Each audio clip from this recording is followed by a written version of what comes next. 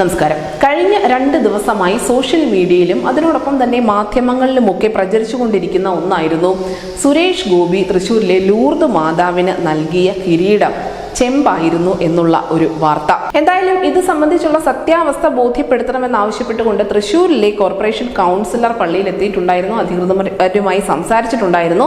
അതോടുകൂടിയാണ് ഈ വാർത്തയുടെ നിജസ്ഥിതി അന്വേഷിക്കാൻ മറ്റു ചില ആളുകൾ കൂടി രംഗത്തിറങ്ങുന്നത്. എന്തായാലും ഈ മാതാവിന് നൽകിയ കിരീടം ചെമ്പാണോ എന്ന് അറിയുന്നതിൽ മാധ്യമങ്ങൾക്ക് മാത്രമല്ല, അല്ലെങ്കിൽ പള്ളി അധികാരികൾക്ക് മാത്രമല്ല, മറിച്ച് സാധാരണക്കാരായ ആളുകൾക്കും വലിയ ഒരു താല്പര്യമുണ്ട്, അല്ലെങ്കിൽ വലിയ ആശങ്കയുണ്ട്. അതുകൊണ്ട് തന്നെയാണ് പള്ളി അധികാരികളോട് ഇതുമായി ബന്ധപ്പെട്ടുകൊണ്ടുള്ള കൃത്യമായ ചോദ്യം ഒരു വ്യക്തി ചോദിച്ചതും അവരതിന് കൃത്യമായ മറുപടി നൽകിയിട്ടുണ്ടായിരുന്നതും. പള്ളി അധികാരികൾ നൽകിയ മറുപടി എന്ത് എന്ന് നമുക്ക് കേൾക്കാം.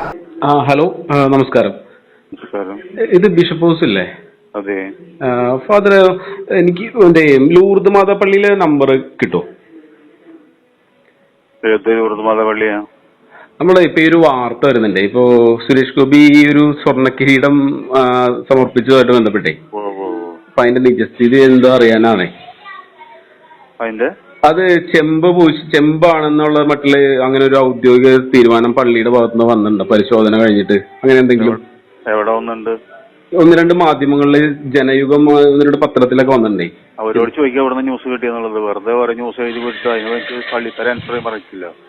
Okay okay. നിലവിൽ അങ്ങനത്തെ ഒരു അറിവും ബിഷപ്പ് ഹൗസിലില്ല അല്ലേ? അറിവിലൊന്നും ഇല്ല അങ്ങനെ. എന്തായാലും ഈ ശബ്ദ സന്ദേശം ഇപ്പോൾ സമൂഹ മാധ്യമങ്ങളിൽ വൈറലായിക്കൊണ്ടിരിക്കുകയാണ്. കിരീടം തുടക്കം മുതൽ തന്നെ വിവാദത്തിലുള്ള ഒന്നാണ് എന്ന് നമുക്കറിയാം. സുരേഷ് ഗോപി ഇത് മാതാവിന് സമർപ്പിക്കുന്ന സമയത്ത് തന്നെ കിരീടം താഴെ വീണിരുന്നു. അത് മാതാവിന് ഇഷ്ടപ്പെടാത്തത് കൊണ്ടാണ് എന്ന തരത്തിലുള്ള വ്യാഖ്യാനങ്ങൾ പോലും വന്നിരുന്നു. പക്ഷെ പിന്നീട് വീഡിയോ ദൃശ്യങ്ങൾ പരിശോധിച്ചപ്പോൾ മനസ്സിലായത് മാധ്യമ പ്രവർത്തകന്റെ കൈതട്ടിയാണ് ഈ കിരീടം താഴെ വീണത് എന്നായിരുന്നു. ഇതിന് തൊട്ട് പിന്നാലെയാണ് ഇപ്പോൾ സ്വർണ്ണ കിരീടം ചെമ്പാണ് എന്ന തരത്തിലുള്ള വിവാദങ്ങൾ കൂടി ഉയർന്നു വന്നിരിക്കുന്നത്. എന്തായാലും പള്ളി അധികൃതരുടെ ഭാഗത്തു നിന്നും അന്വേഷണം ഉടൻ ഉണ്ടാവും. ഇതിന്റെ നിജസ്ഥിതി അറിയുകയും ചെയ്യാം.